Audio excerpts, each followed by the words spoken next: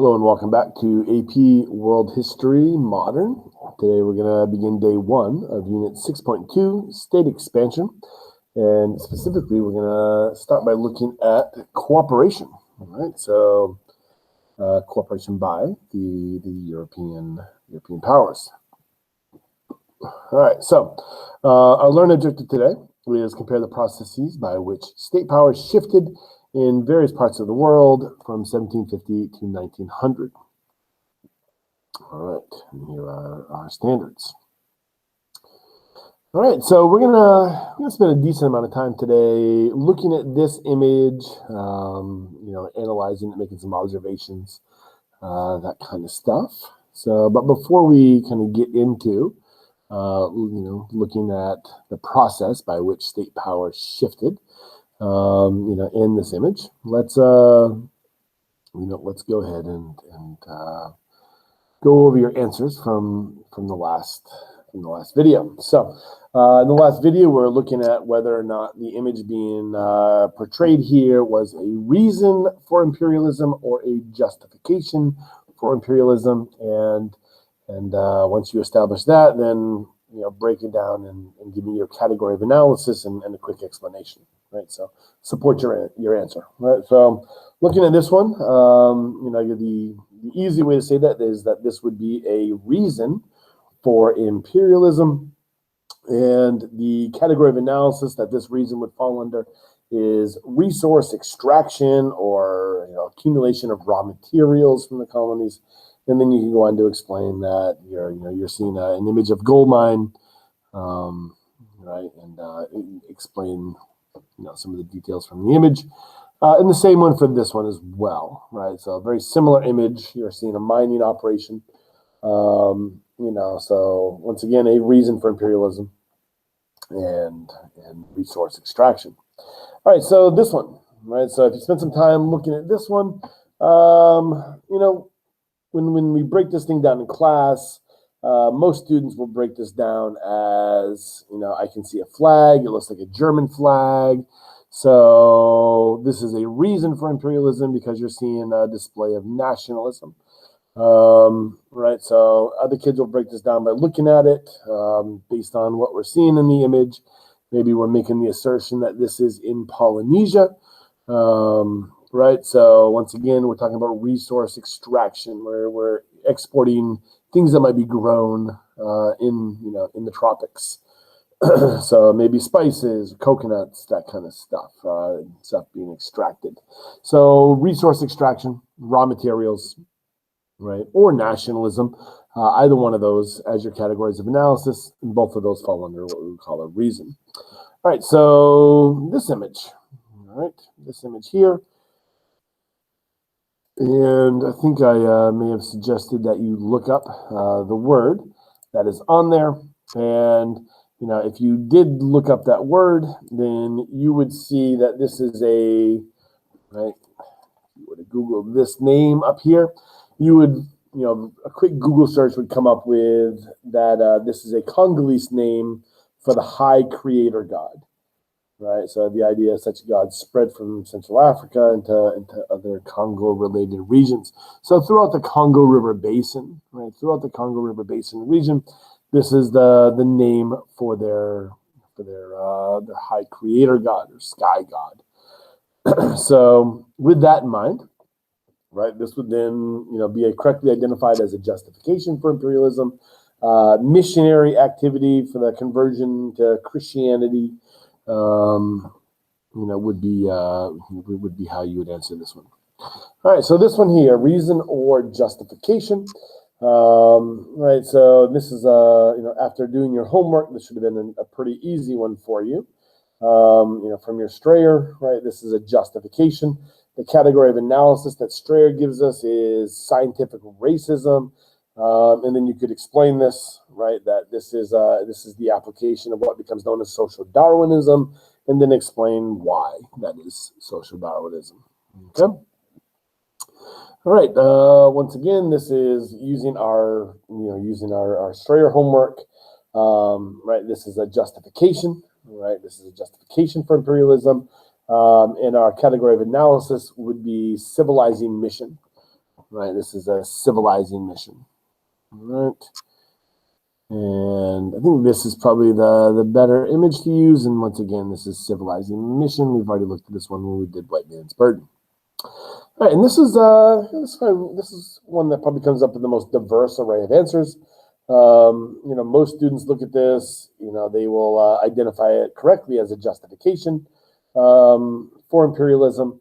The first innate answer initially, I guess, is when people see the word missionary, they're automatically going to go to the category of analysis as missionary religious conversion, missionary activity for religious conversion.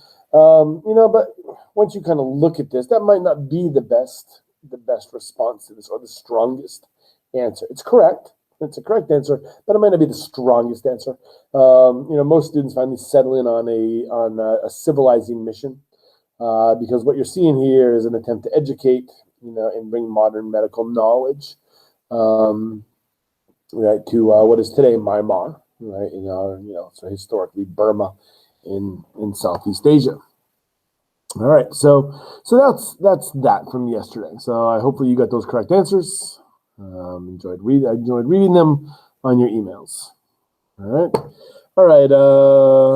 So now we're going to begin the actual topic 6.2, and this is when you look at state expansion. This is an image here that really is looking at the world at the end of the 1900s, right? Or not 1900s, the 1800s. At the end of the 19th century, right? The end of the 1800s.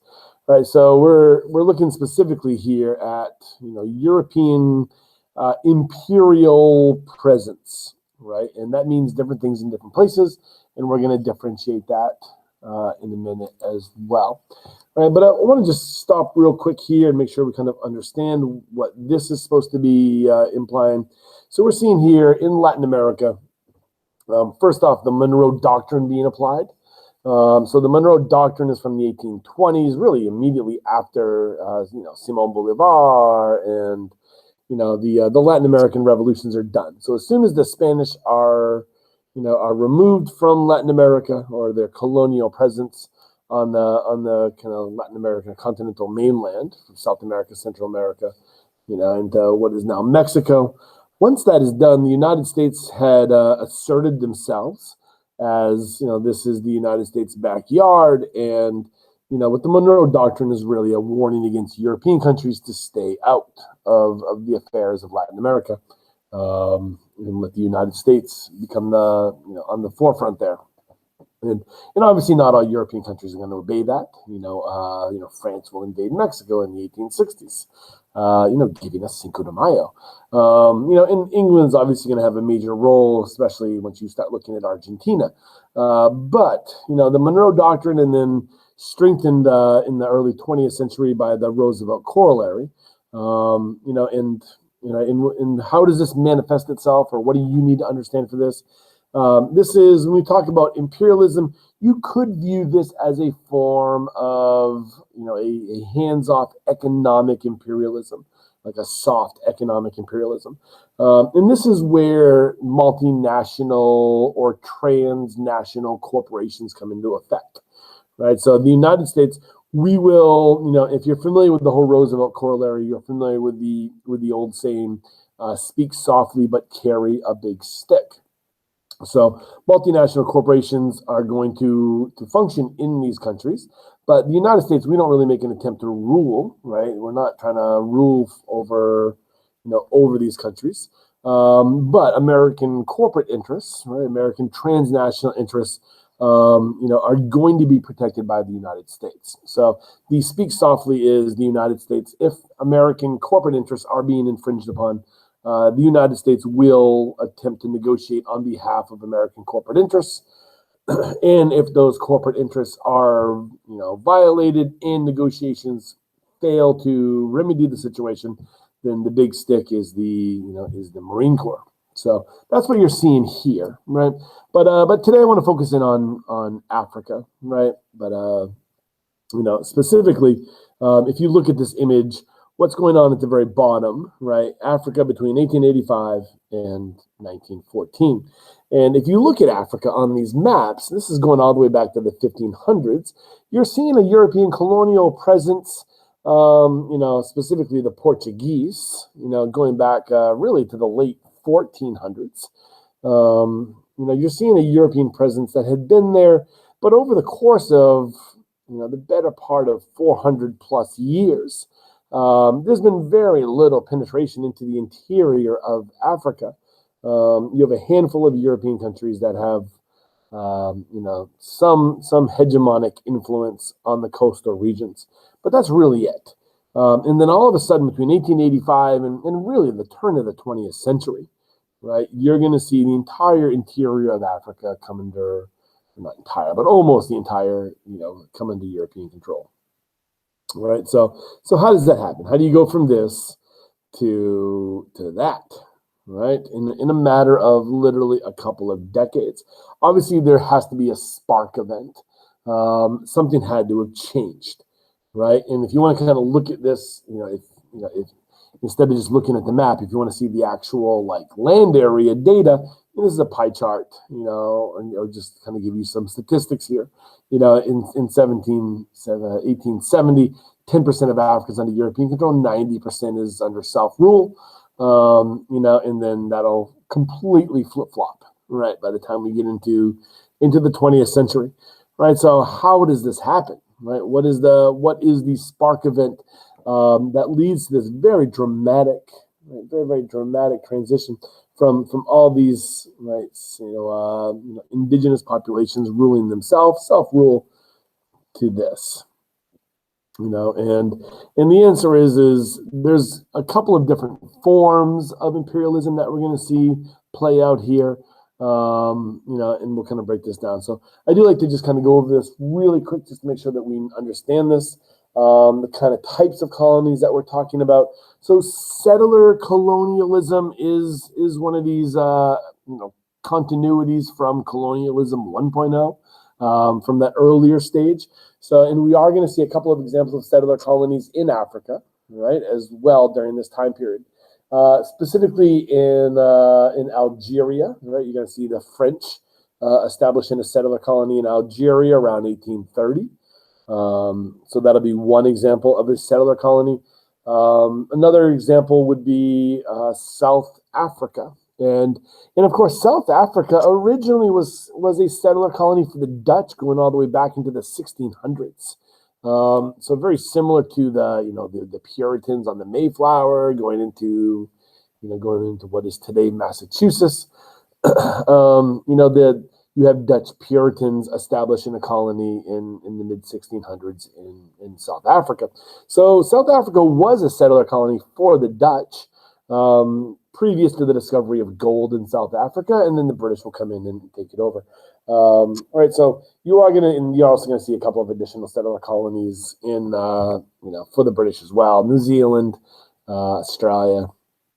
Right, both will be settler colonies. All right, we're also going to see this thing known as a protectorate rise up. So this is it's a dependent state, right? So what does this mean? This means kind of similar to what happens in South America or Latin America. You're going to have self-rule, but the reason we don't call Latin America a protectorate of the United States is because we don't necessarily dictate all terms of trade in Latin America, where in protectorates you will. So a couple of famous examples would be probably the most well-known during this time is going to be Zanzibar. Zanzibar will become a protectorate, and their government will be allowed to stay in power as long as they do what the British ask, which is primarily to abolish slavery. The British will have to come in direct rule, right, for a period of time, of Zanzibar. But for much of the kind of colonial or imperial era, it will be a functioning protectorate. All right. We're also going to see, a different kind of arrangement known as sphere of influence. And, we often use this in terms of what's going on in China. So when we talk about a sphere of influence, we're talking about exclusive trading rights to a particular port or region, to a specific country, And of course, extraterritoriality. And we've already talked about extraterritoriality in the last unit when we were talking about Japan and the Treaty of Kanagawa.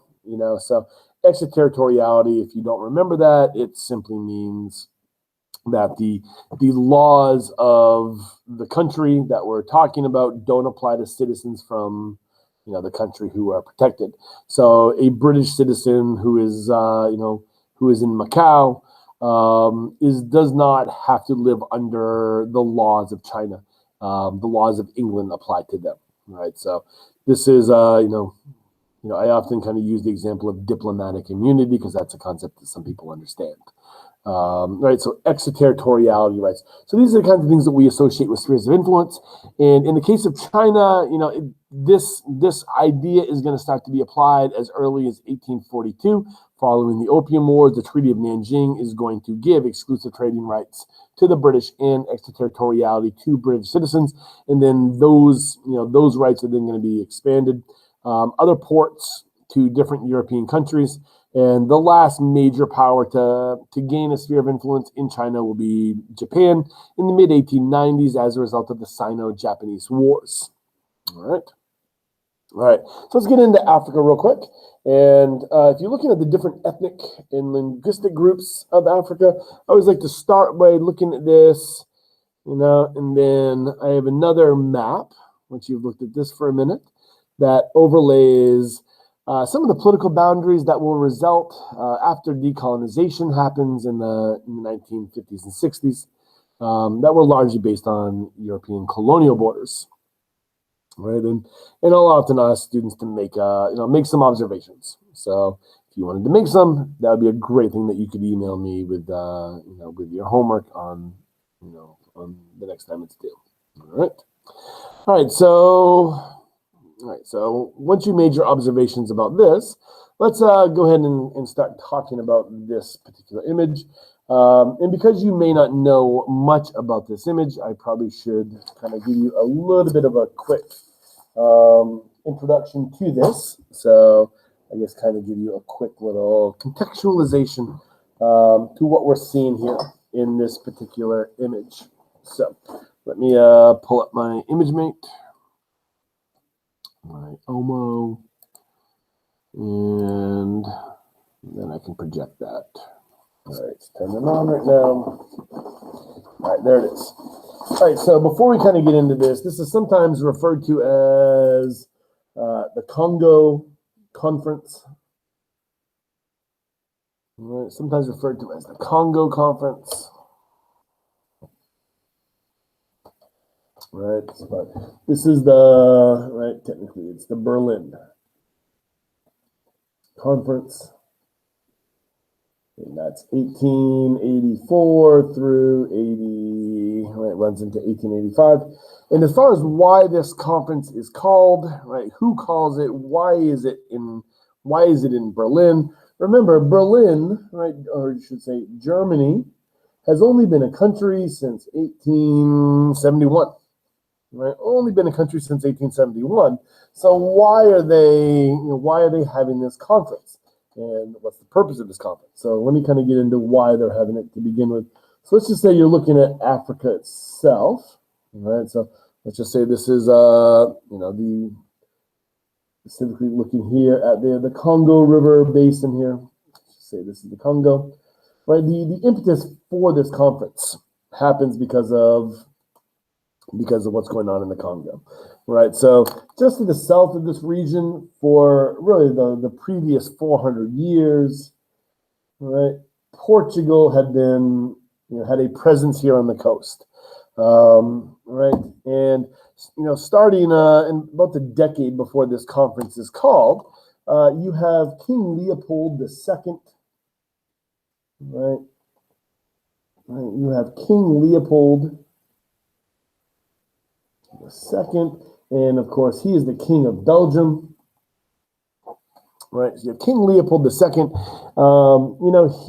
He takes an interest in trying to acquire a portion of, I'm not sure if he was only looking at Africa or not, but he was looking to take over a portion of a part of the world and eventually becomes here, that he wanted to establish as his own kingdom.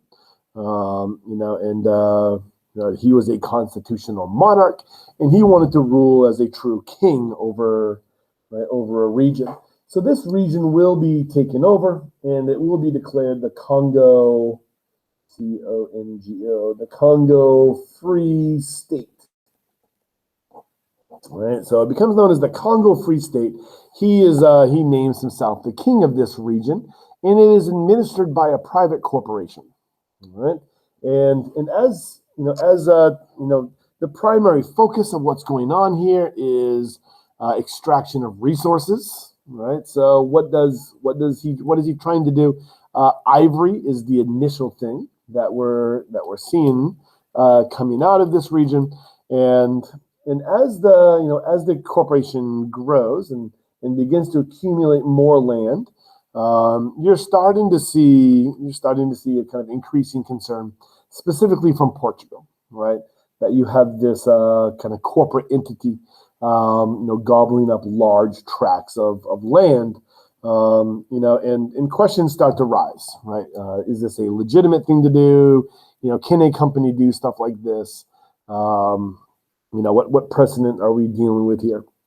And technically speaking, there is a precedent of corporations connected to kingdoms, European kingdoms, doing this kinds of activity. You don't really have to look any further than the British East India Company's operation in South Asia. The British Raj, India doesn't become colonized until, it'd only been 20 years before this that India comes under the control of the crown. Right, so there is a corporate a corporate tradition there, and the same could be said as well for Indonesia, right? So the Dutch, the VOC, established a massive tracts of land in what is today Indonesia before it becomes a Dutch colony. So there is a precedence for countries doing this, but once you start to see countries becoming concerned, there becomes a reality that King Leopold has to face is he needs to be recognized, right? And nobody had recognized him. And so King Leopold then begins shopping around for someone to recognize, the Congo Free State as a legitimate kingdom.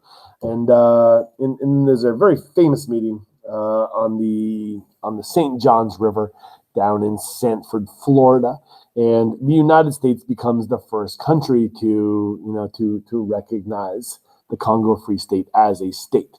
So once that happens, right, once the United States recognizes the Congo Free State, then the rest of Europe then has to, you now have an official entity, right? So along the Congo River and all of its tributaries, right, you now have an actual government that is recognized by a country. Now we need to deal with this, and are we going to allow this precedent to stand? Because all of the other previous corporations had now spun off to kingdoms.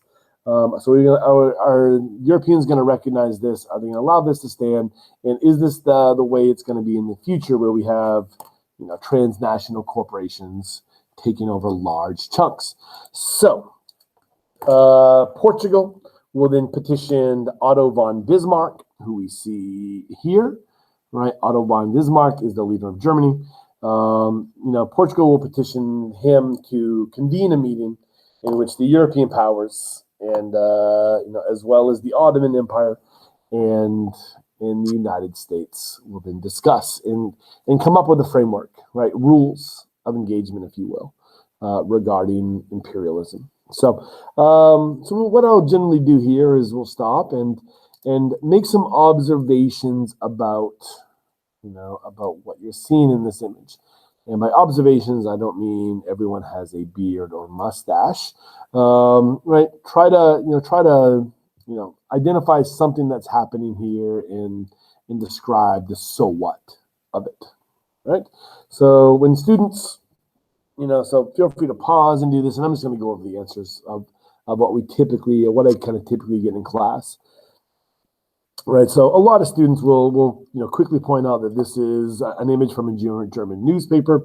And Otto von Bismarck seems to be larger than everyone else, better lit, better lighting than everyone else, towards the center, and all attention in his general vicinity seems to be focused on Bismarck.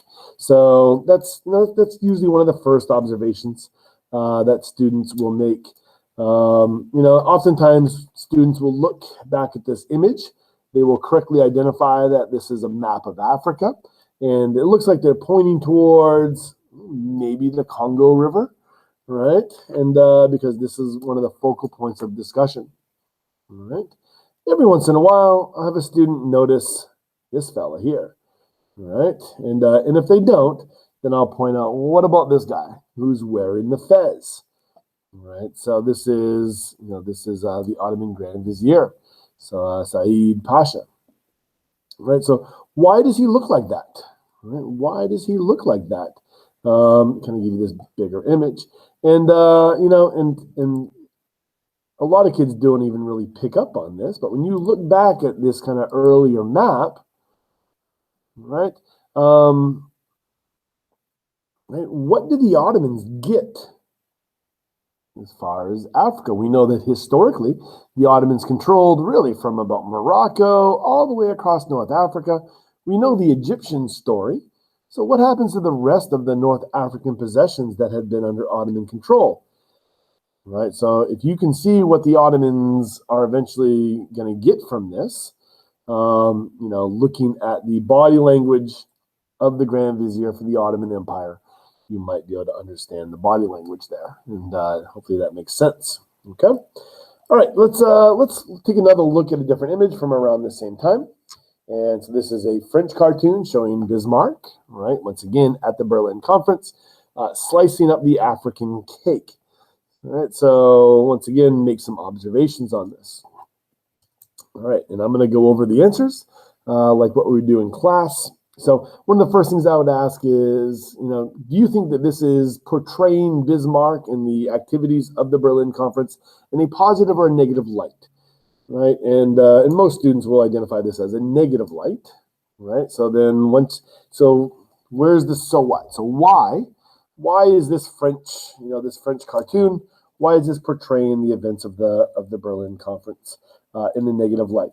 Very rarely do I ever get a student who says something like the French were morally upset with the fact that there was no African participation in this conference, right? That you're determining the fate of Africa with 0 representatives. No one, very rarely does a student ever say that, which is good because that's true. That would not have been the reason why the French were upset, or why the French would be critiquing this. There wasn't a moral outrage in France or any other of these participating countries that there is 0 African representation. And by the way, it's not that there wasn't an attempt by some African kingdoms to be represented. Very famously, the Sultan of Zanzibar petitioned to be at this meeting and was refused. All right, so yeah, so there's not an outrage by that. This is one of those things where this is another good example of why context might matter. Right, so what is the context of this cartoon? One is who is hosting this thing? Germany's hosting this thing. Right. Once again, Germany was only created in 1871, and if you know the story of how Germany was created, modern Germany was created as a result of 3 separate wars. And the third of those 3 separate wars was against the French, and Emperor Napoleon III. So the French had lost a humiliating war against Germany. In that loss, they will lose their eastern provinces, Alsace and Lorraine, and there's obviously a lot of bitterness between the French and the Germans at this particular time. And the idea that Germany is now calling the shots on what's happening in Africa is upsetting to them, right? And it's upsetting them because for literally hundreds of years, right? Literally hundreds of years, countries like Portugal and France, and England, right, for that matter, had been vying for spheres of influence on the coast of Africa. And now this, almost 15-year-old country is now leading the conference, and calling the shots on the Congress at the Congress of Berlin, determining the fate of Africa. So there's some indignation there, right? By in this French cartoon. All right, so let's just kind of go over and take a quick little rundown of this. So kind of a more notesy kind of outline. So Portugal calls for it, right? And the goal of the conference is to regulate European colonization, rules of engagement, if you would. All right. We see here on the interior of Africa, some of the major existing kingdoms that were known about or that were known of, right? And we see the 14 nations that were brought into Berlin to negotiate, and the goals and kind of what comes out of this is, the Europeans agree that, if you are ruling over a part of Africa, then you need to end slavery in that part or in that region. The Congo Free State will be recognized, but there will be no other private corporations, private companies being allowed. So the Congo Free State is allowed, never again though. All right. The major river systems in Africa must be open, open access to all European powers. Right. So the Niger and the Congo rivers, must allow free traffic for any country. And then this is the big one here, that if you're going to claim a region of Africa or anywhere else in the world as your own, you have to occupy it. That means you have to have physical soldiers on the ground. You have to control the region. You have to be able to control the region, which means you need to have a presence. Once this becomes the rule, then you could view Africa as a zero-sum game. And any place that is not currently being occupied is available to be occupied, right, by a European power. And right, obviously, most of this is already occupied, but right, not by European powers. So if it is not being occupied by one of these 14 nations, right, these kind of identified nations, then if you can get your troops there and you can occupy it successfully, then it can be yours, right? So once this becomes a zero-sum game situation, if France doesn't do it, then Germany will, right? Or you can apply whatever examples you want, right? So it's from here that we go within, literally a decade and a half. Almost all of Africa is colonized. All right. And we can see maybe why France was upset, right? You can see France did lose some of its territory it probably would have received had Germany not been created, just before this. So that they did lose out a little bit, potentially, right, from those possible gains. All right. One of the quick questions that almost always comes up here is how does Liberia, survive this process, and how does try to find a better map to kind of show you this, right? How does Liberia, which is right here, how does Liberia survive this period as an independent state, and how does Ethiopia survive? Now, your homework for your next homework actually deals with the Liberian situation. The Liberian situation is. This is something that goes back once again to President James Monroe. Liberia is acquired, right, and by the United States as a place to kind of repatriate former enslaved Africans from the United States if they had been given their freedom to move back to Africa if they wanted to move. All right, so because Liberia has a connection to the United States, it will remain untouched by the European colonial powers. The case of Ethiopia, right, is a little bit different. In the case of Ethiopia, when I ask students like, why do you think? The first thing that usually comes up is that Ethiopia is a Christian country, and European powers allowed them to remain independent because they were a Christian country. And that's actually a really good assertion, right? And in Ethiopia, definitely under King Menelik, he definitely played that card. He thought that they should remain untouched because they were a Christian country, but that will not stop Italy from invading them. So Italy will invade in the 1890s. So then the question is why does Italy fail to successfully colonize Ethiopia when most other regions of Africa were conquered as a result of the discrepancy in military technology that existed as a result of the Industrial Revolution? And the answer is partially to do with Christianity, right? So there are countries in Europe, specifically countries like Russia, that are willing to negotiate with Ethiopia and sell them arms, sell them weapons. So why is Ethiopia able to withstand the Italian invasion that happens in the 1890s? Because when most other European countries were invading parts of Africa, they were invading with modern rifles, Maxim guns, artillery, modern artillery cannons, steamboats up the rivers, that kind of stuff. And they were fighting against spears, muskets, black powder muskets, antiquated technology, military technology.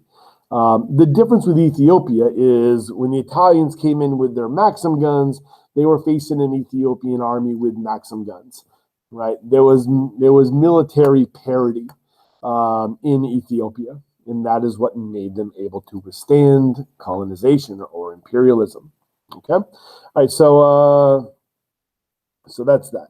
So real quick, and we'll get into this in a few days. Is once colonization does happen, that does not mean that it goes unchallenged.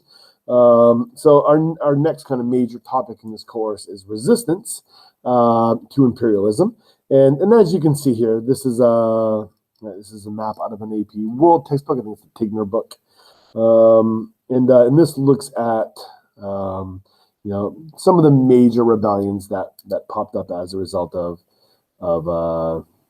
imperialism. So I kind of zoomed in on this image to kind of give you a better look based on the region.